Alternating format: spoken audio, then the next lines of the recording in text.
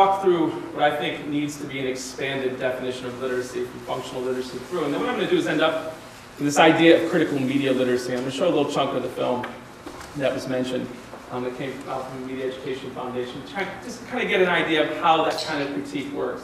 But to get there, I want to problematize the whole notion of literacy as it's developed, and certainly since No Child Left Behind has been implemented since 2001, because they have a very strict sort of phonics approach to defining, conceptualizing, and implementing literacy classes via this definition. And the reason I think it's so limited is because this idea of functional literacy is limited simply to the notion of decoding and encoding. And for those of us that deal with literacy every day, that's basic reading and writing. But reading and writing to the extent that one can look at a text, right? You can look at a piece of paper, you can see there's some insignia, there's some signs on the text, and you can decode those signs. You're able to sort of extract some kind of message from those signs, or that you can encode, right, those signs. You can write.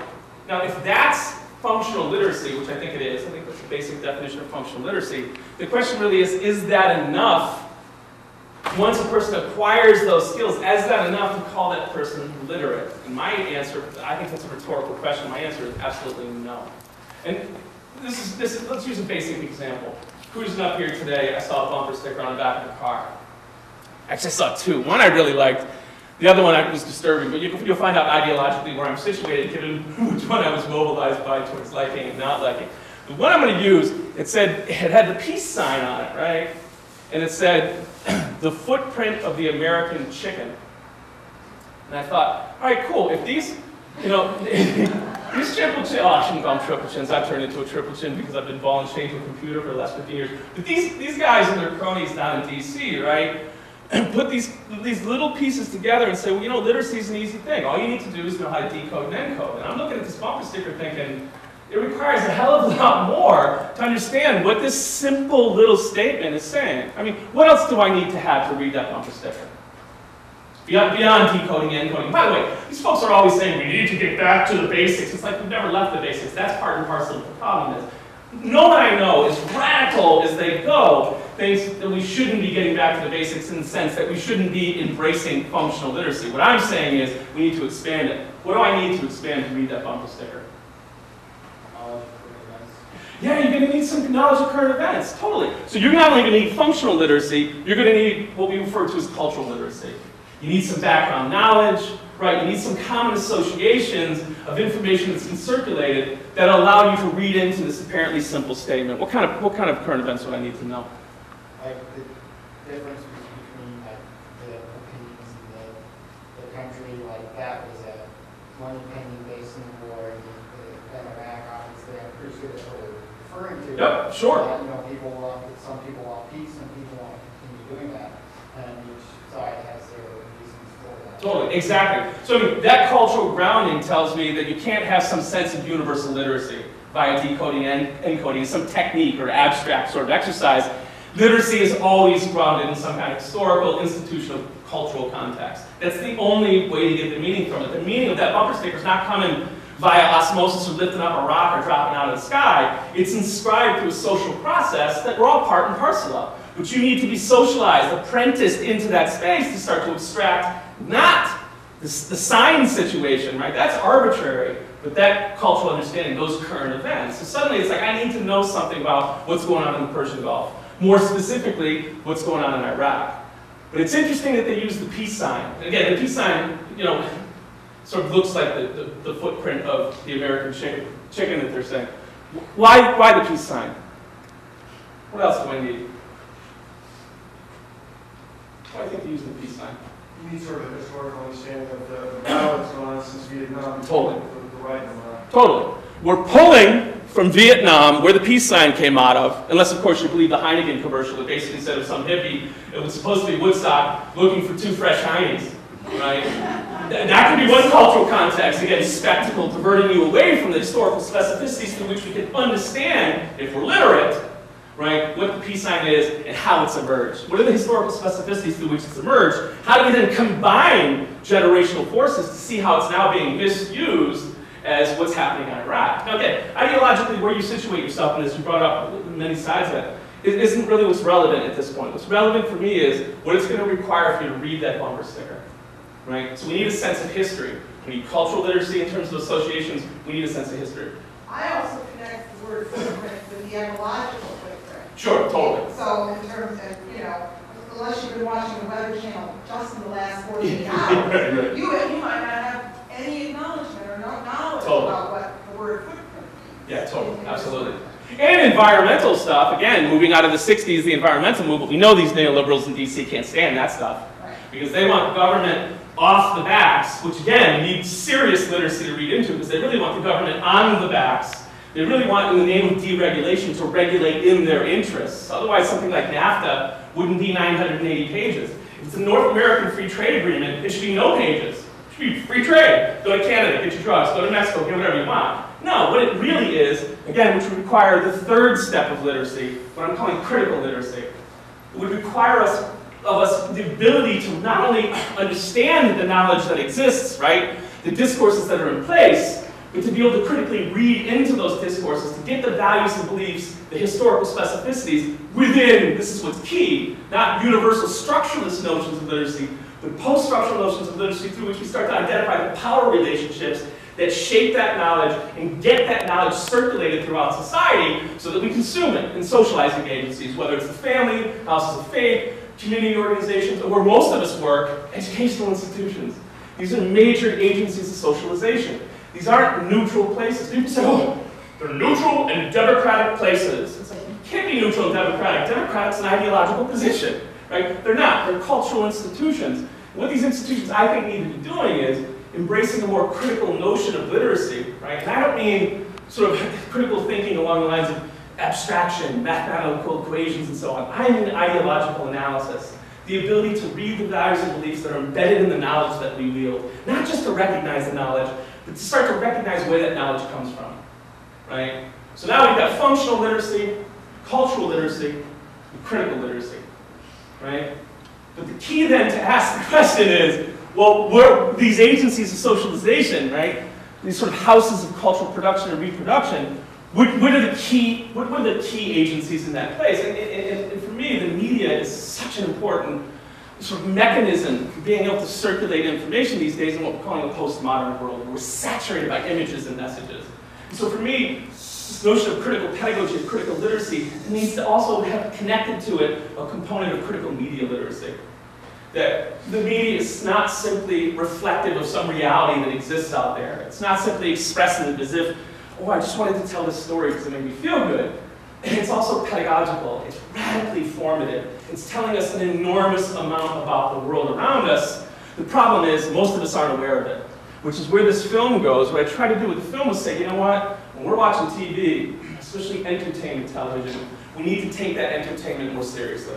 We need a critical media literacy sort of lens through which we entertain ourselves. And I think certainly one that needs to be embraced in schools. Not telling kids what to think, but teaching them how to think so that they can look at this world, right, this grand spectacle, and start to look at it and say, what is this telling me about myself? What's it telling me about the community I live in? What's it telling me about race, and class, and gender, and sexuality? All these issues around identity. Because as I argued, this isn't reflective. It's not some mimesis of something that's just out there, some pre-existing entity. It's formative. People make these shows.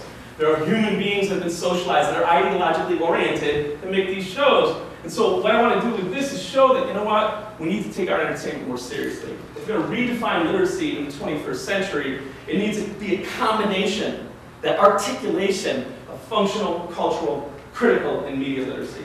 Now, there are two other elements I'm not going to talk about today because we don't have enough time. I think technological literacy is also important. Come on, let's face it, we live in a technologically saturated world. It's a whole other language.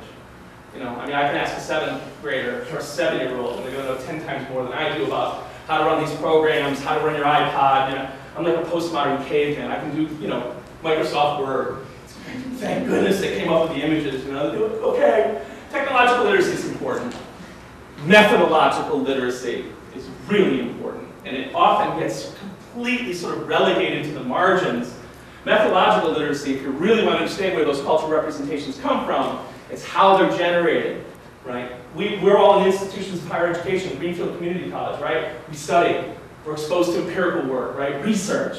Research, as you all know, doesn't fall out of the sky. Somebody puts it together. Matter of fact, a real important question to ask when you're checking out research, see who funded it.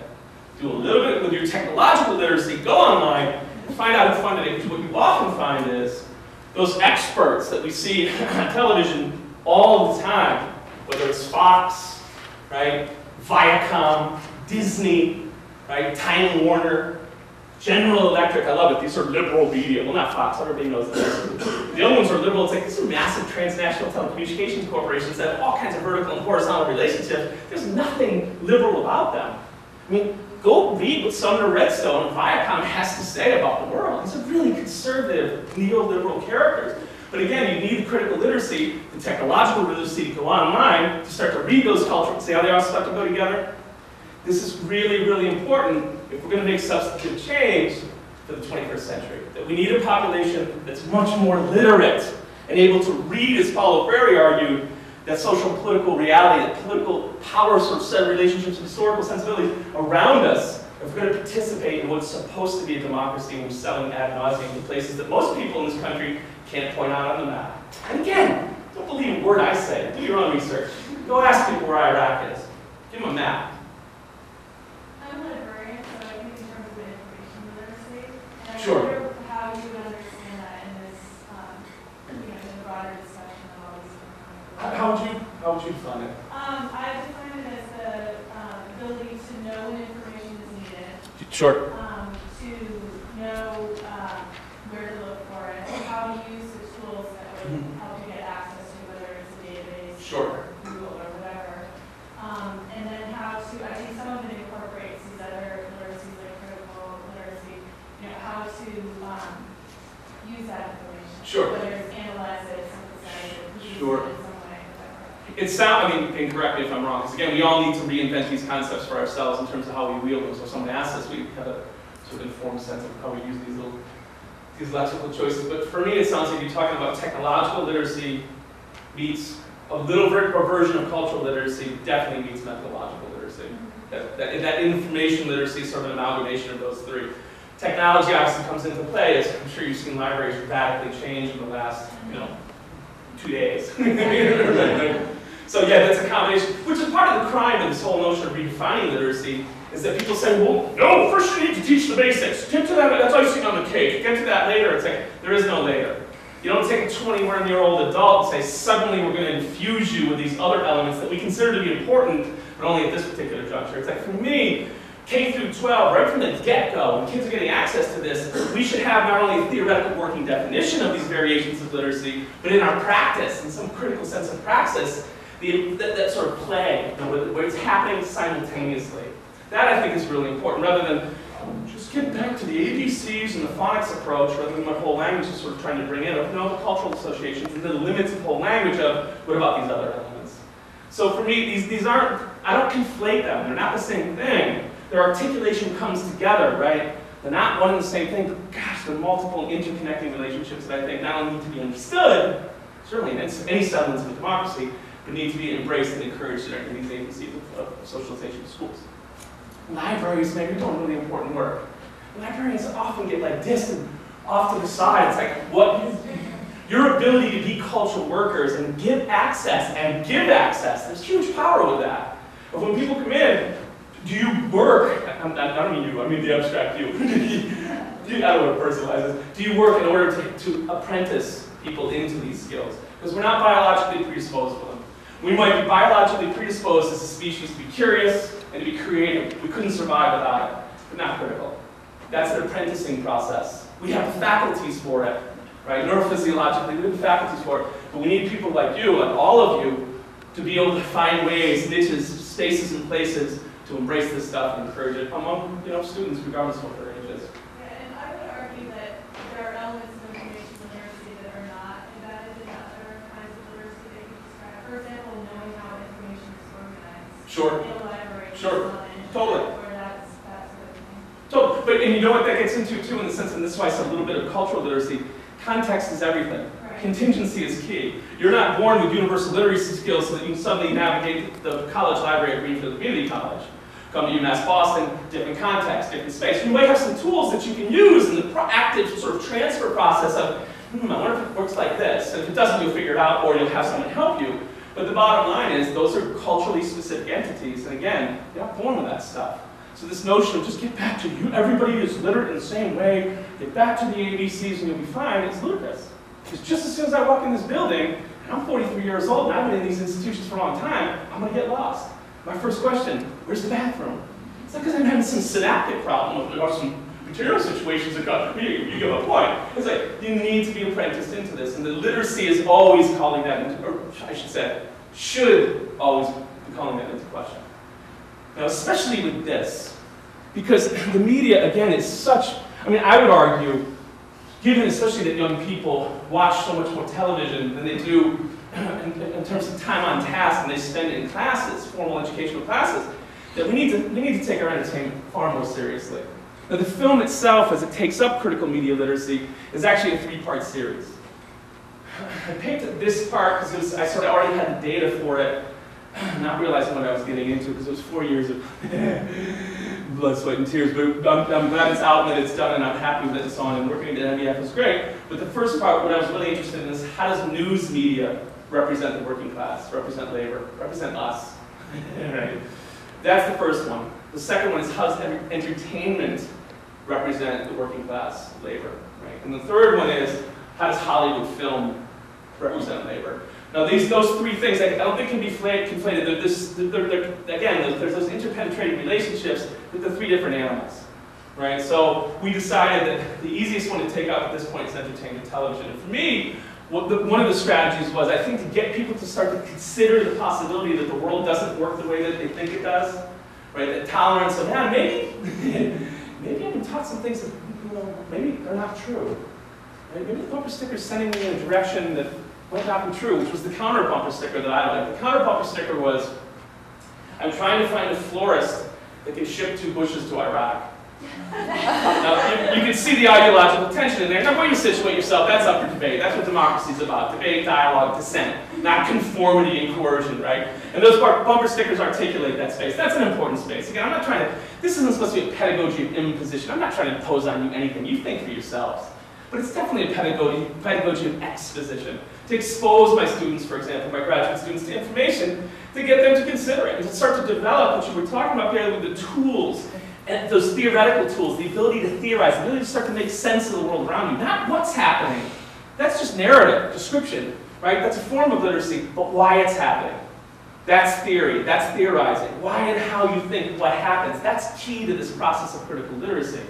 So I'm going to expose them, my students, or anybody, you, myself. Again, we're in this constant process of learning, but I'm going to expose them to the information, and given what they know about the world, I hope they make critical decisions. Like, not just big things like elections, but in how they buy their milk, or how they teach their kids, or anything and everything in our everyday lives requires that kind of literacy, that kind of critical literacy of reading, analyzing, drawing your generalizations so that those generalizations inform what your actions are. Right? Unless, of course, we're total hypocrites, like most politicians, where, yes, no child left behind. What a great title. Who the hell wants to leave any children? Anybody in this room want to leave some children behind? or not in Massachusetts, we're an English-only state. English for the children. Who the hell would want English for the children, right? But when they're smart, these folks are cultural studies people. They know how to develop these signs, embed them with ideology, and circulate them so that people say, yeah, that's right. Those bleeding liberals, all they want to do is this and it's like, the debate's already lost. We just did a radio interview, the guy said that. He said, well, you liberals. And I was like, God, I've been struggling all my life to be sort of a radical pedagogue, and now you link me with like Hillary Clinton. who they say she's a radical socialist. If Hillary Clinton is a socialist, I'm from another planet.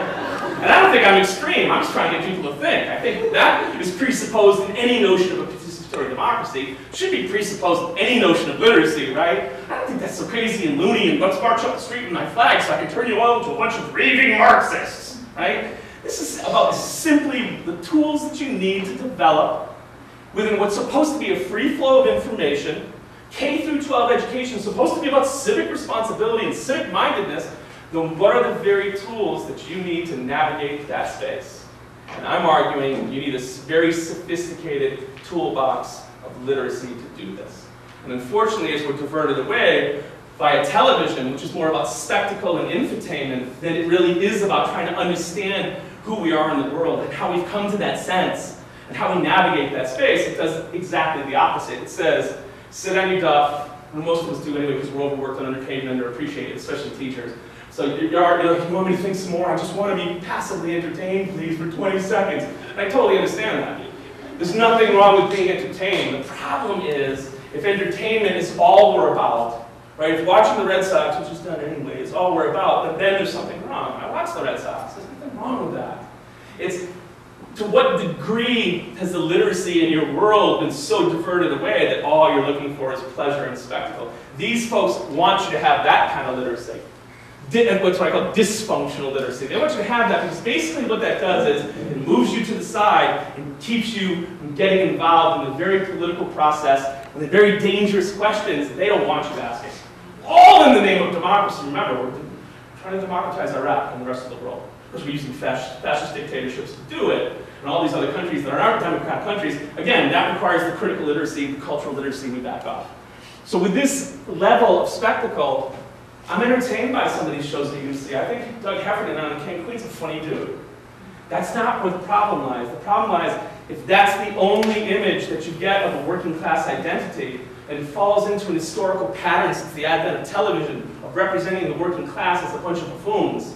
People who are disinterested in education, they're disinterested in their children's education, they have bad family values, they have bad hygiene, they're not interested in moving up in the world, right? And this is across race, right, gender, and certainly sexuality that the film takes up. I'm just going to show you this little chunk of it that's called Class Clowns, that again is supposed to be, as producers, directors, and certainly CEOs of these corporations tell us, it's supposed to be just about entertainment.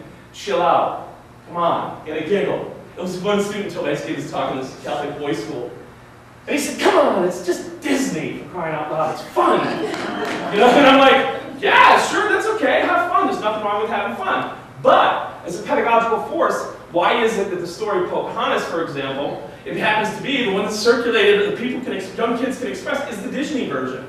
It's not the A&E version, which is a little more progressive. It's certainly not the MEF version, right? The Mickey Mouse, what do we call it? Yeah, man, the Mickey Mouse Monopoly. It's like, you're not going to find that on mainstream television. You're not going to find the A&E one on mainstream television. What you are going to find is the Disney version. So that needs to be problematized. We need, among children, to develop and nurture a language of critique, to go in and say, I'm not just being entertained, I'm also simultaneously being educated. And so my final definition of literacy for the 21st century takes that component very seriously. Doesn't mean I don't like to be entertained. Look at me, I love to be entertained. It means we nonetheless need to take our entertainment seriously to realize it's a major pedagogical force. In terms of cultural literacy, it has a huge impact on what kids develop and wield. You know, it has international implications as well. I lived in Southeast Asia for a year as an English teacher, and I spent a tremendous amount of time explaining to my students and friends there that the United States is not Three's Company. It is not Hollywood movies with men shooting 30, 40 human beings in one set. Totally. That Americans don't have 4-car garages, I spent an enormous amount of time explaining Totally. But that's not what's happening here, and I think these people have this image of America, and it drives them in certain ways. Sure. Many of these folks come here and are greatly disappointed by what they see. Oh, sure. I mean, think about it.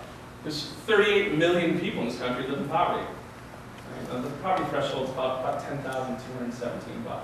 I don't know how you do with that money, but there ain't much that I can do with that money. When you got kids, you got all kinds of bills and responsibilities. There's 3.9 million homeless people in this country. 39% of them are kids. You can't say they're just lazy workers, these are kids, right? 44 million people that don't have health insurance. And I can go on and on and on with these statistics of where do these representations of the grand, glorious sort of idea that Americans are doing fine come from. That's the whole point of the critical media literacy. A lot of it's circulating among sort of that medium that needs to be taken up. I think definitely need to be taken up. I mean, think about it. People were drooling 2 days ago because the stock market went through the roof. They broke a record, right? It broke 12,000. Economically, that's pretty amazing. So all of a sudden circulated everywhere is the economy is doing really, really well. Well, you need to have critical literacy to go in and say, wait a minute, 92% of the stocks in the United States are owned by less than 10% of the people. Who's really making the money off of that 12,000 mark, right?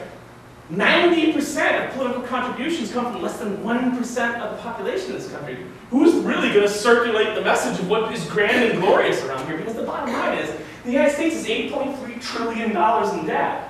What about the deficit? The deficit's child's play. It's about 450 plus or minus billion dollars. That's just trade issues. That's child's play.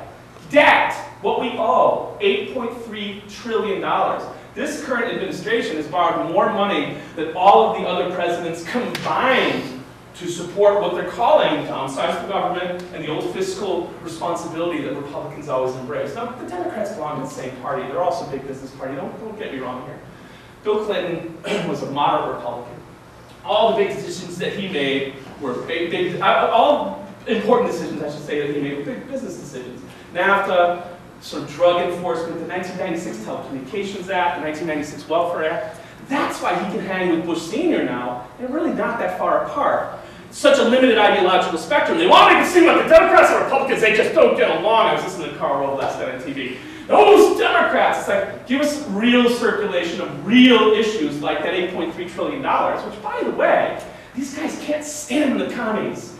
China owns $1 trillion of our national debt. 1 trillion. I ain't talking million, I ain't talking billion, trillion. Japan has a little bit over 2 trillion of that debt. These are guys that are not interested in the United States. They're not interested in patriotism. They're certainly not interested in any kind of participatory democracy.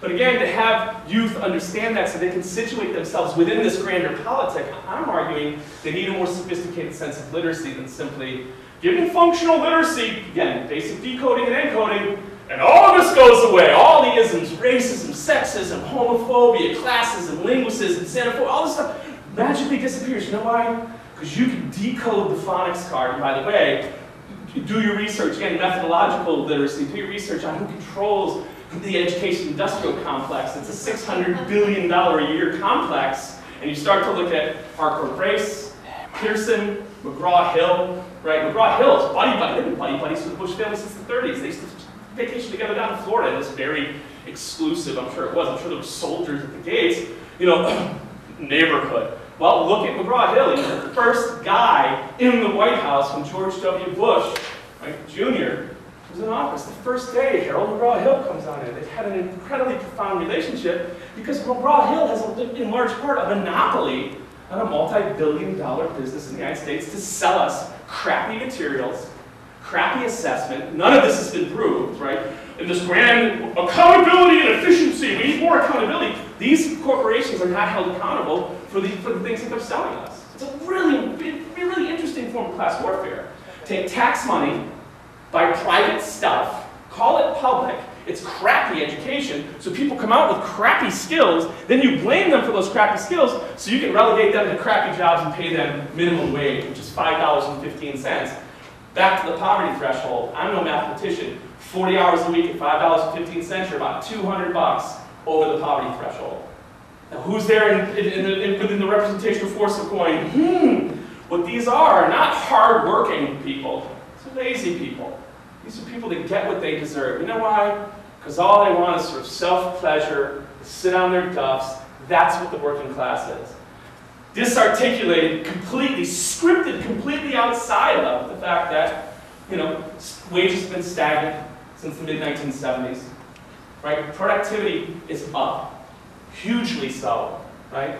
But profits are through the roof. Since 1975, they're 758% up. That's the story I want to hear on the news, but I'd be naive to think that private news, not public airways, which they belong to you. The FCC developed them with your tax, well, we probably weren't around, but your tax monies, right? They're supposed to be yours. Yeah, you're right, sorry. They're supposed to be there. It's actually, there's a bound, you know, there's a serious agreement that says these folks aren't supposed to be just there to entertain you. They're also supposed to take a substantive chunk of time to educate you, and they're not fulfilling that. They're actually breaking the law. But again, what they are fulfilling is all this other fluff over here. I mean, I hear more about Paris Hilton than I do about what the hell is going on in Lebanon. Now, every time I just got back from Turkey. I'm actually off to India. Man, every time I turn on those programs, I'm like, wow, real news. This is bizarre. It's not Mrs. Jones's cat up the tree 20 times a day, because that's cheap news that these private interests don't want to spend the money. A, they don't want to educate you, because then you're going to start to ask dangerous questions about who they are and how they shape the society in the first place. But B, it's like, I need some information. I can't participate in this society without information. And I don't mean just Pepe's information. What I mean is a diversity of information, right? A free flow of information so that when we do develop those combination of literacies, including information literacy, thank you for adding that, that we have the skills to say, given what I know about the world, I'm going to go over here, I'm going to vote here, I'm going to buy my milk here. Right? So for me, this isn't just about an abstract educational practice. It's not just about grandiose, what's General Motors doing today. It's both of those and everything in between. This is not just for academics. This is for anybody who's going to participate in a democratic society. And these pedagogies of diversion they'll throw on now, I'll just play a little piece of it. They're not into that. I mean, as Chomsky argued, it's not a conspiracy theory. This isn't some grand conspiracy. They're protecting their own interests. Anybody would do this. Then we have to say, okay, what are their interests? Those are the critical questions.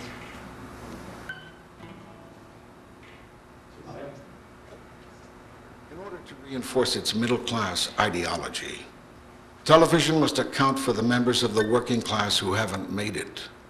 TV reproduces the deeply ingrained belief that workers' inadequacies are to blame for their lack of advancement. In reality, most Americans do not change their class position, and the boundaries of social class are now more restrictive than ever. For a very long time, I believe ending in the early 1980s or the late 1970s, it was possible for a quarter of the working class to move beyond its class origins into professional and managerial categories. And that developed into both a mythology as well as an ideology, which the mythology was that everybody in America can gain social mobility. The ideology was that it's a personal question. Because there's such a strong ideology that says that anybody can make it. So if you haven't made it and you're not wealthy, something wrong with you.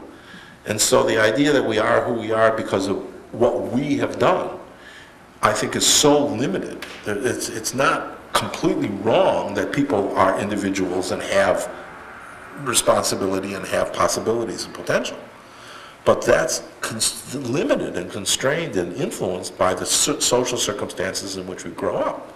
Television representations either perpetuate the idea that the cream always rises to the top, or they reinforce stereotypes about workers' failure to succeed due to their inferior qualities, such as bad taste, lack of intelligence, reactionary politics, poor work ethic, and dysfunctional family values.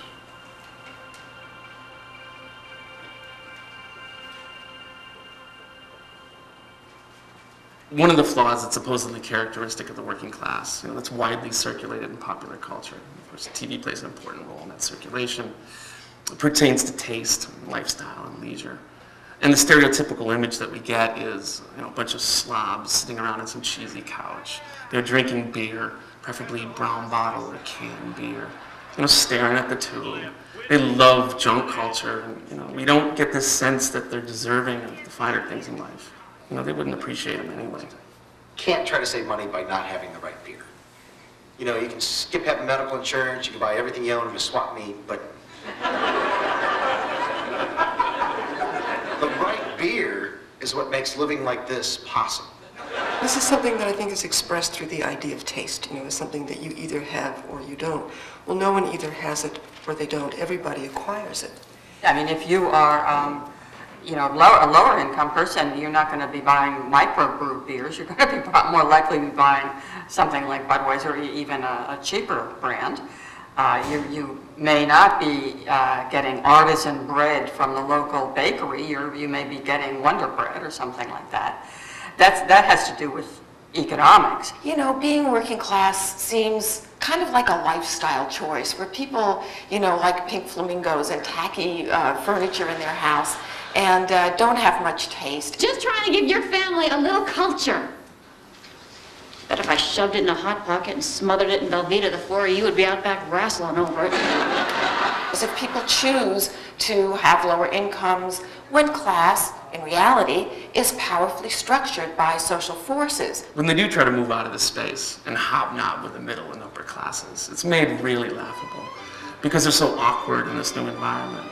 They don't have the cultural capital to navigate it. And TV plays off this, in particular sitcoms. Miss Shirley Feeney and Miss Laverne DeFazio.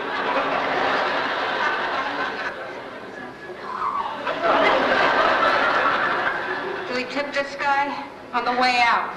You'll get it later. It's really nice of you to have us over. Oh. Yeah, thanks. This is for you. Scotch. Hope you like it. Like it? He loves it. Big Scotch guy right here. Oh, Scotch is great. Love the drink, love the tape.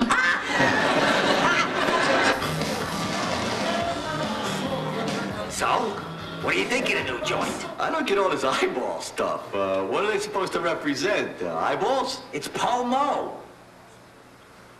Postmodern. Yeah, all right. Weird for the sake of weird. Oh! One way to fit into this upper class world is to get a personal makeover. And there's a slew of reality shows that are dedicated to this process. I want to train in my blue-collar life. I want to be a hill. What will happen when this average Joe is transformed into a multi-millionaire? And take Joe Millionaire, for example, where you take these working class guys and you give them the necessary social skills and etiquette to pass as moneyed. You know, and there's a bunch of other shows that are about physical transformation. This idea that bodily perfection leads to upward mobility. And not only that, now you can make over your house, you can make over your car. Then there's Queer Eye for the Straight Guy that goes for the whole package, from the house and the body. It's one of those rare shows of gay representation. Stereotypically, it's white and male and upper middle class. Television is doing with the Fab Five what culture has done with gay men for a very long time, which is in a sense pushing them to the precincts of taste where they're allowed to be. Doesn't he look amazing? Great. Yeah. You know, it's tucked in. Those pants fit really well. The pants are great. Where, historically, could gay men be both employed and openly gay? For the most part, in the style trades. And so I want to be careful with critics' dismissal of the program as just a product placement orgy. I also think that the critique of Queer Eye comes partly because the made-over people are straight men. And, straight men historically have been the arbiters of all things serious. And they're, in a sense, being reduced as people who have to buff their nails in order to be more acceptable lovers or employees. In contrast, women have long been accustomed to the idea that you need to better appoint yourself in order to expect social mobility. So we might ask the question, what is it about contemporary labor circumstances that demand that of men as well, rather than saying, what is it about gay men that can't stop sort of selling things to the rest of us? None of this changes a person's class position, nor the economic conditions that have created their situation in the first place. And if you want a real class makeover, you're going to have to radically change the economic system. That's a reality show I'd love to see.